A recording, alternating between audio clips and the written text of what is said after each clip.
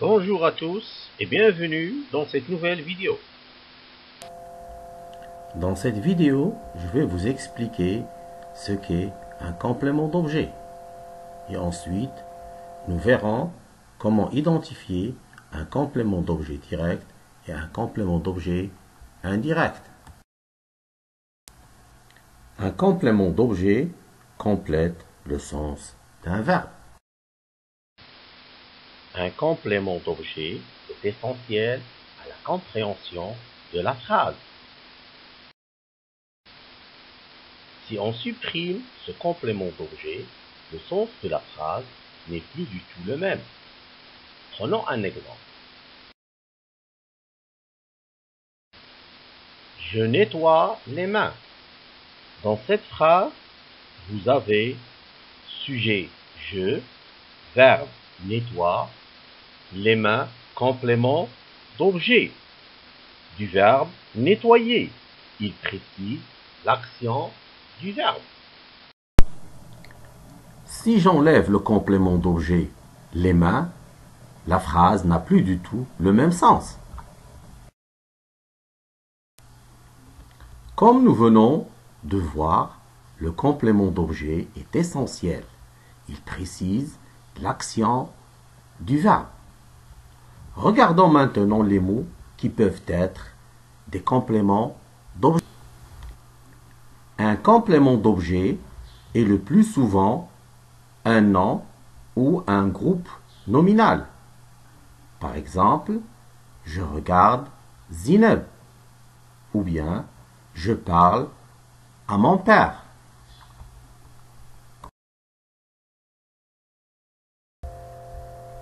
Mais il peut être aussi un pronom personnel. Exemple, je la regarde. Je lui parle. Il peut être un pronom relatif. Par exemple, le gâteau que j'ai acheté était bon. Comme il peut être un infinitif. Je veux marcher.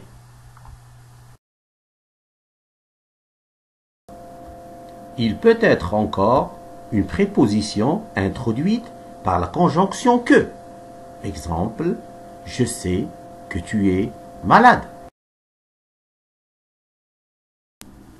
Et enfin, il peut être aussi une préposition introduite par un mot interrogatif.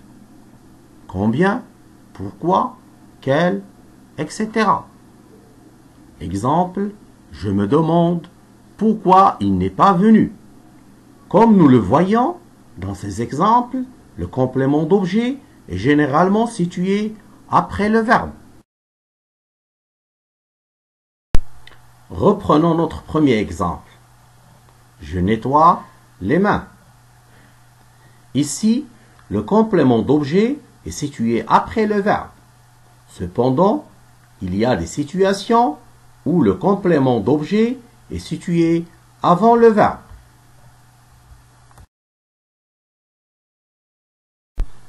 Il est situé avant le verbe quand il est pronom complément.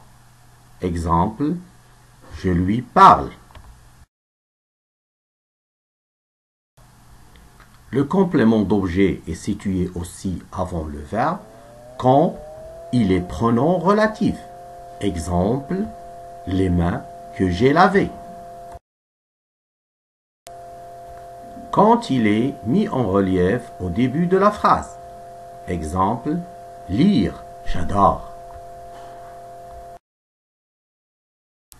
Quand il est dans une phrase interrogative. Exemple, quel livre tu as lu? Et enfin, quand il est dans une phrase exclamative. Exemple, quelle belle voiture tu as! Il existe deux types de compléments d'objet.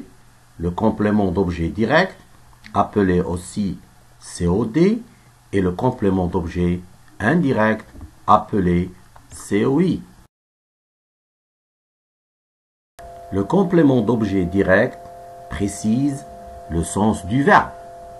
Il est directement relié au verbe, c'est-à-dire il n'y a pas de préposition entre le verbe et le complément d'objet.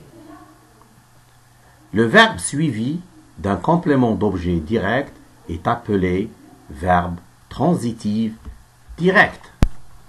Pour savoir si un verbe a un complément d'objet direct, vous pouvez poser la question qui ou la question quoi.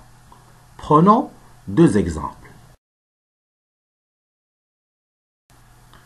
Je regarde la télévision.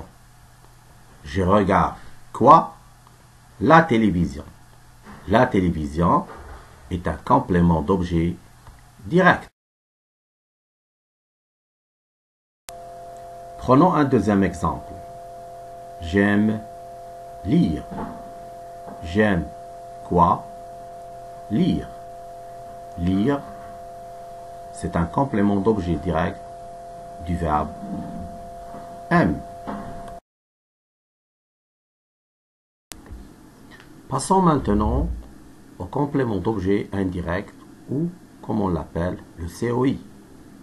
Contrairement au complément d'objet direct, le complément d'objet indirect est indirectement relié au verbe, c'est-à-dire qu'il y a une préposition entre le verbe et le complément d'objet, donc indirectement relié au verbe. Ceci veut dire qu'il y a une préposition entre le verbe et le complément d'objet. Le plus souvent, la préposition à ou la préposition de. Le verbe suivi d'un complément d'objet indirect est appelé verbe transitif indirect. Pour savoir si ce verbe a un complément d'objet indirect, on pose la question à quoi, à qui ou de quoi, de qui, en fonction de la préposition utilisée avec ce verbe. Prenons deux exemples.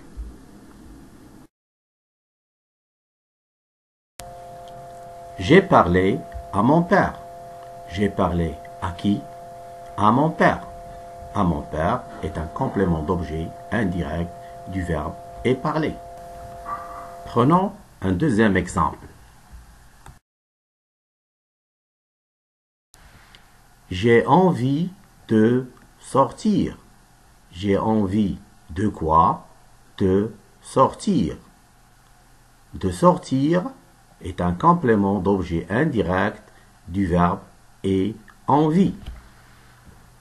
En conclusion, identifier un complément d'objet direct et un complément d'objet indirect est essentiel, car cela va vous permettre de mieux conjuguer les verbes au temps composé.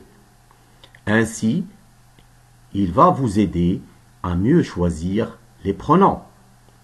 Les pronoms relatifs comme que, qui remplacent un complément d'objet direct, et aussi les pronoms compléments direct ou indirect. Voilà, j'espère que ces explications vont vous aider à comprendre ce qu'est un complément d'objet. On se voit très bientôt pour une prochaine vidéo.